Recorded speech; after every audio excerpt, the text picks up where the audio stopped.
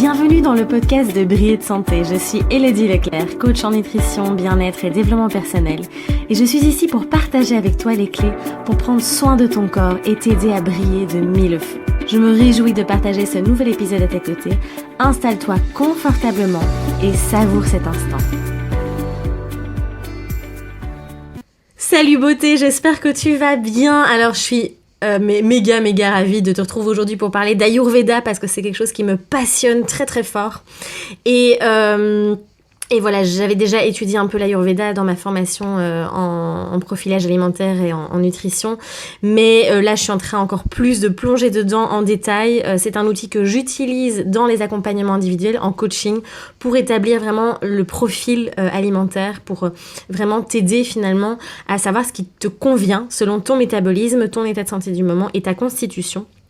Et donc, pendant les 3 prochains podcasts, on va vraiment parler de l'Ayurveda et je vais te décrire les 3 doshas, donc c'est les 3 constitutions qui existent, ce qui va te permettre de te donner des outils en fonction de ton dosha, de ta constitution.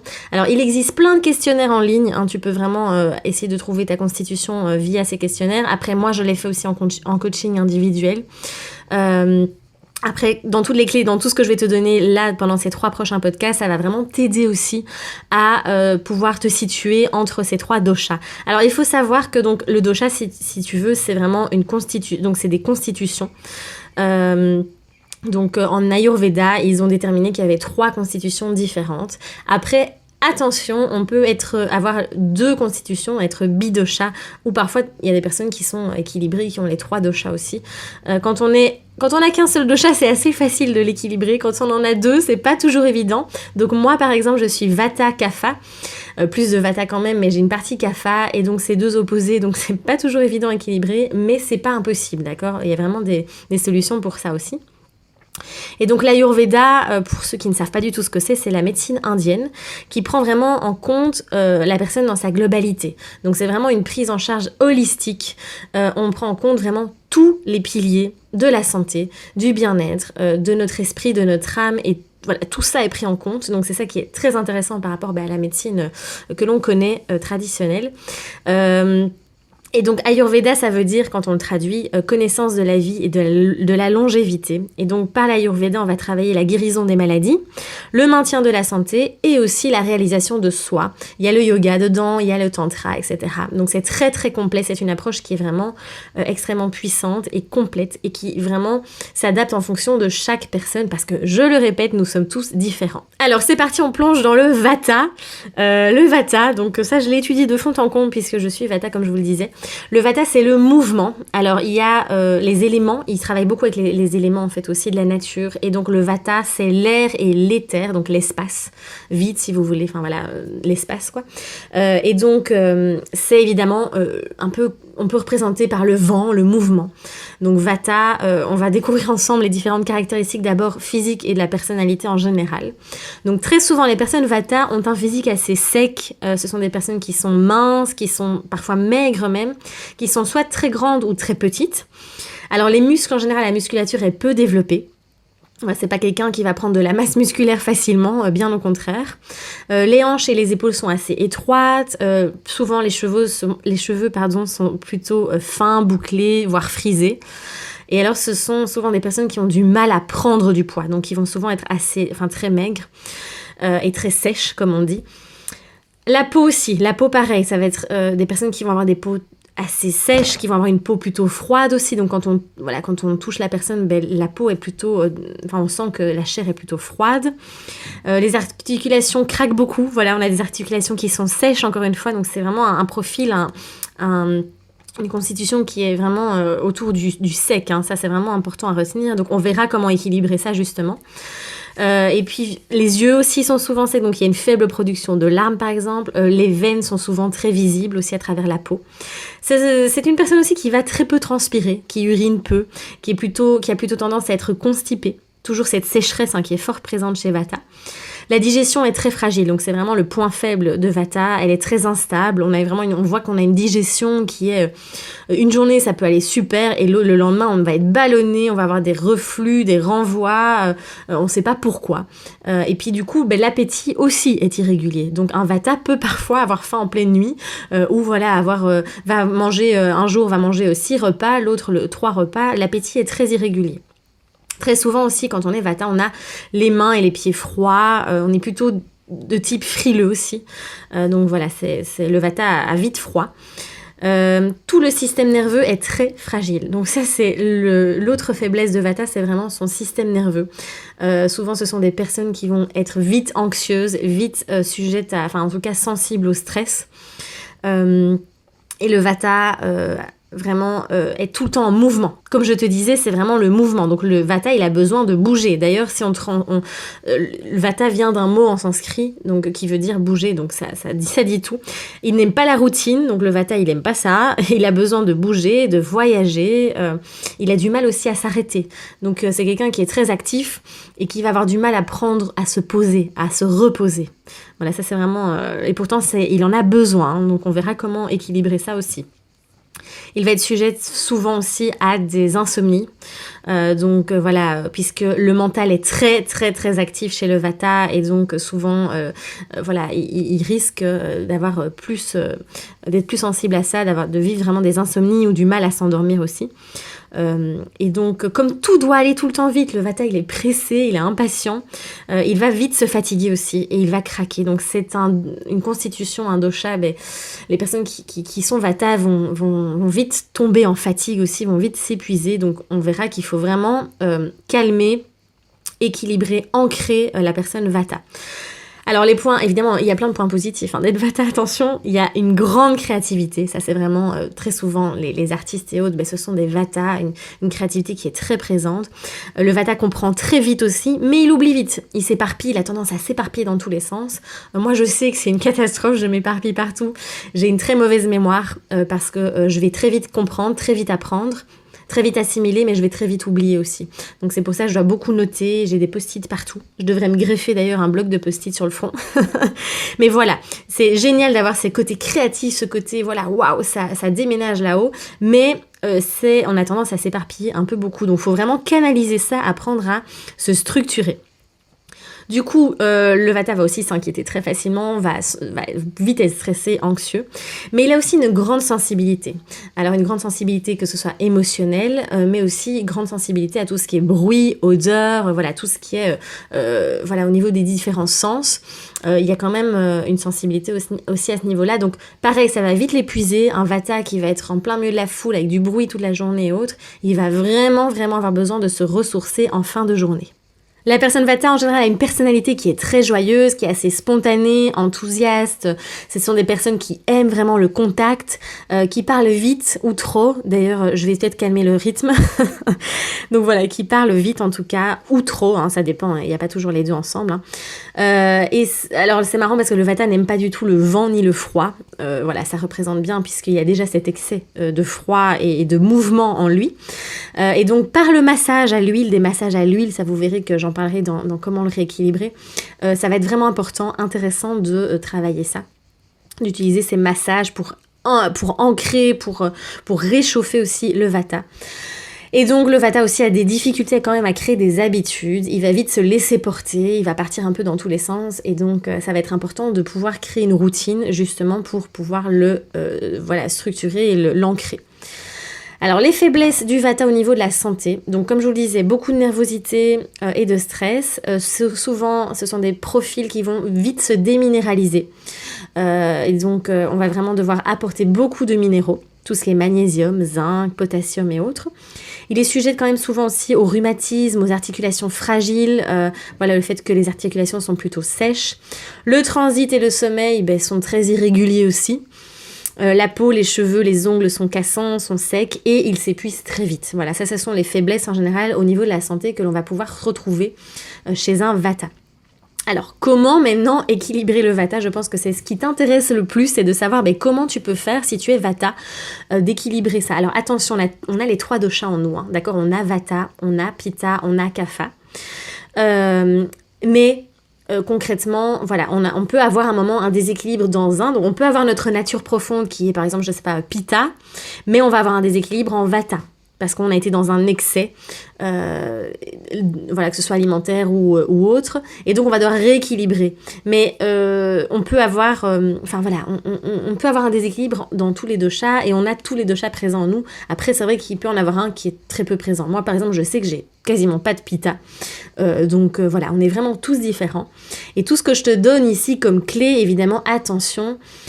C'est vraiment c'est intéressant de pouvoir être accompagné aussi pour vraiment définir le dosha, définir l'équilibre aussi, et pouvoir comprendre si tu as 2 doshas aussi, parce que alors du coup l'approche n'est pas pareille. Donc on y va, comment équilibrer Vata. Vata, il va falloir le réchauffer, vraiment, que ce soit par l'alimentation ou par le reste aussi au niveau de la température et de l'environnement, il faut le réchauffer, il a besoin de ça, parce qu'il est vite frileux, il est sec et autres. Donc par l'alimentation, déjà une première chose très importante, je conseille vraiment au Vata de manger régulièrement, d'avoir 5 petits repas par jour, d'éviter à tout prix le jeûne intermittent. Ça ne convient pas aux personnes Vata parce que ça va créer une anxiété et ça va travailler sur le système nerveux. Il va y avoir beaucoup de nervosité. Moi, je sais que si je ne mange pas régulièrement, si j'ai faim, je deviens nerveuse et je commence à vraiment... j'arrive plus à me contrôler, je suis très très nerveuse. Un Pitta, par exemple, qui va avoir faim, lui, il va se mettre en colère. Le Vata, il va être nerveux. Donc, très important, ne saute pas le repas du matin. Ça, c'est une première chose. Et mange régulièrement pour vraiment ancrer le côté Vata pour pouvoir t'équilibrer. Ensuite, on va vers des aliments qui sont chauds, qui sont huileux, qui sont plutôt lourds. Alors, pas lourds dans le sens, je vais manger un gros paquet de frites avec une bonne mayonnaise et un steak, d'accord? Pas du tout. Mais en tout cas, d'avoir une alimentation qui va permettre d'ancrer. Typiquement, moi j'ai fait des tests quand je suis très très nerveuse et que j'ai faim et que je sens que je pars aussi, que je suis trop dans les airs, que je suis trop dans l'aspect créatif, le mental et autres, je me fais un bon porridge de flocons d'avoine avec du lait chaud et autres et directement ça m'ancre, ça me permet vraiment d'être ancrée ici et maintenant. Donc on va vers des choses qui sont onctueuses, qui sont chaudes, évite vraiment le cru. Si tu es Vata, le cru c'est vraiment à déconseiller puisque ça va refroidir complètement l'organisme aussi. Donc le Vata va pouvoir manger des aliments comme la patate douce, la banane, les porridges à l'avoine, toutes les huiles aussi, les graisses, les bonnes graisses évidemment, la viande. Alors tout ça évidemment en quantité modérée, hein. Je vous dis pas qu'il faut manger des steaks tous les jours, loin de là, d'accord? Ça c'est important à savoir. Tout ce qui est oléagineux aussi, voilà, tous les aliments qui sont assez riches, denses, eh bien vont être très bons pour Vata. Préfère aussi d'aller vers des boissons chaudes, tièdes ou chaudes, toujours, hein. On est toujours dans cet objectif de réchauffer le Vata. Le soir, ce qui est super intéressant aussi pour le Vata, c'est de boire un lait chaud. Alors un lait d'avoine, un lait d'amande, un lait de riz ou autre. Le soir avec un petit peu de cannelle, un lait chaud, et ça va vraiment permettre de bien réchauffer avant d'aller dormir et de calmer encore une fois ce Vata qui peut être vraiment très actif même le soir, même la nuit. Il a besoin de goût sucré aussi, d'où le lait d'avoine et tout ça, mais pas trop, on va pas dans l'excès, c'est pas pour ça qu'il faut manger du sucre, il faut toujours aller vers les bons sucres évidemment.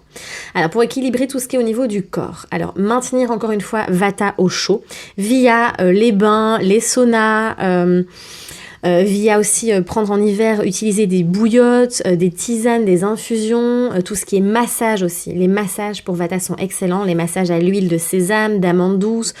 Tu peux te masser toi-même, hein. Je dis pas qu'il faut aller chez un thérapeute, hein. Vraiment le soir tu t'enduis, tu te masses avec de l'huile végétale et vraiment pour réchauffer. C'est toujours le même principe et surtout quand le Vata il a quand même une peau assez sèche, donc on vient vraiment nourrir la peau. Pour pouvoir lui apporter, tout ce dont elle a besoin. Du repos aussi. Ah, c'est pas évident pour le Vata, on a toujours envie d'être à 2000 à l'heure, go, on a plein d'idées, ça part dans tous les sens. Il faut te reposer si tu es Vata. C'est hyper important d'avoir régulièrement des petites siestes ou ne fût-ce qu'un repos couché. Je ne dis pas qu'il faut dormir 2 heures par jour en pleine journée, mais en tout cas de t'allonger une demi-heure simplement. Et tu vas voir, ça recharge les batteries. Mais Vata a besoin de ça. Si tu t'épuises, que tu vas au boulot, puis tu vas 1 heure à la salle de sport tous les jours, tu vas avoir un déséquilibre énorme, tu vas t'épuiser à la longue, et donc ça va être très difficile de rééquilibrer tout ça. Donc vraiment, pour ton côté Vata, repose-toi et accepte-le. accepte que tu as besoin d'un peu plus de repos que les autres. Moi, je sais que parfois, je suis avec des amis qui sont pas du tout vata et qui ont une énergie assez stable toute la journée. Mais moi, non, j'ai besoin à un moment de m'éclipser pour pouvoir me poser, pour pouvoir être seule, pour pouvoir me calmer. Et c'est d'accepter ça, d'accepter le fait que tu fonctionnes comme ça, différemment aussi, et de t'écouter. C'est vraiment une clé importante pour le vata. Évite absolument le surménage mental, la télé le soir, la musique qui est trop forte, les films qui sont violents, voilà, c'est vraiment à éviter. Faut vraiment que tu puisses calmer ce côté vata. Alors, pour le mental, pour calmer justement ce mental qui est très très très très actif, ça va être important, même essentiel de créer vraiment une routine, de créer une structure pour vata. Donc le matin, la routine du matin par exemple, n'hésite pas, j'ai fait un podcast juste avant où je te parle vraiment de ma routine du matin, je te donne des clés. Mais pour le vata, de commencer par une routine du matin va permettre de canaliser et d'ancrer. Parce que sinon, le vata, dès qu'il se réveille, il part déjà dans tout ce qu'il veut faire, toutes ces idées qui sont très présentes, ce mental qui est très actif. Et donc, le fait de créer une routine, que ce soit de la méditation, du yoga, de la marche, de l'écriture, écouter de la musique, peu importe, le matin, va vraiment tout changer au niveau de l'énergie aussi sur la journée. Donc voilà, ça c'est vraiment important. Pour le vata aussi, c'est important d'entretenir, de nourrir la créativité parce qu'il a besoin de ça. Moi, je sais que toute une période, j'ai coupé cette créativité et j'ai dépéri, quoi. Voilà, c'est vraiment quelque chose... Entretiens ta flamme de créativité, nourris-la via plein d'activités. Il y a plein d'activités, que ce soit l'art, la danse, le chant, la cuisine. Voilà, il y a plein de manières vraiment d'entretenir cette créativité. Pour la partie sportive, donc pour le sport, pour le vata, vraiment je déconseille d'aller vers des sports très intenses qui demandent un effort incroyable même au niveau cardiaque et autres. Le vata, attention, il faut vraiment y aller en douceur, d'accord ? Le système nerveux est très fragile, les glandes surrénales peuvent très vite s'épuiser aussi, donc comme le vata s'épuise vite, on va en douceur, donc on va aller plutôt faire des sports comme la danse, comme la marche, comme le yoga, les pilates, la natation, le tai chi, tous les sports qui sont plutôt doux, qui vont travailler en profondeur, mais qui vont calmer aussi le côté vata. Et des séances pas trop longues non plus. Voilà, un vata qui fait 1h30 de sport, il va être épuisé et va devoir dormir après, va avoir vraiment du mal à récupérer. Donc préfère vraiment des séances plutôt courtes, mais régulières. Donc voilà, ça c'est toujours important de toute façon pour tout le monde, mais... d'avoir plutôt des séances de 30 à 45 minutes et tu fais des sports plutôt doux, ça va te canaliser. Sinon, tu vas vraiment t'épuiser à la longue. Et moi, j'ai vécu ça très récemment où je me suis dit, je m'y remets au sport, on y va, go. Je faisais des marches d'1h30 avec quand même un maintien cardiaque assez important. Et ça m'a complètement épuisée.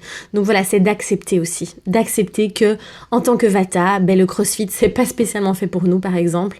Et c'est ok. C'est pas pour ça que, voilà, on peut pas se muscler, s'affiner et autres. Il y a d'autres techniques, du renforcement musculaire en profondeur aussi. Mais voilà, c'est de s'écouter encore une fois et d'adapter en fonction de son profil. Alors, tu n'hésites pas, si tu as la moindre question par rapport à vata, et puis je te conseille vivement si tu veux avoir une thérapie, une séance vraiment d'accompagnement vraiment en Ayurveda exclusivement, je te conseille vraiment de contacter Christelle de Home Ayurveda. Alors je mettrai le lien en dessous, qui est une thérapeute en Ayurveda qui est absolument fantastique, qui pourra vraiment t'aiguiller aussi par rapport à tout ça. Elle a une chaîne YouTube, n'hésite pas à aller voir, je te mets toutes les infos ici en dessous. Et elle a créé une formation aussi en ligne avec Céline et Pierre de J'alimente ma santé, où tu peux vraiment te former, comprendre quel est ton dosha et avoir toutes les clés pour pouvoir équilibrer ton dosha. Et donc c'est une formation qui est super complète, je l'ai suivie aussi et elle est vraiment incroyable. Donc si tu veux, ça peut vraiment t'intéresser et t'apporter énormément de clés. On se retrouve dans le prochain épisode pour parler de Pitta cette fois-ci, et l'épisode d'après on parlera de Kapha. En tout cas, n'hésite pas à en parler autour de toi, à partager le podcast. Merci d'être là et puis je te dis à très très vite, prends soin de toi et ose briller.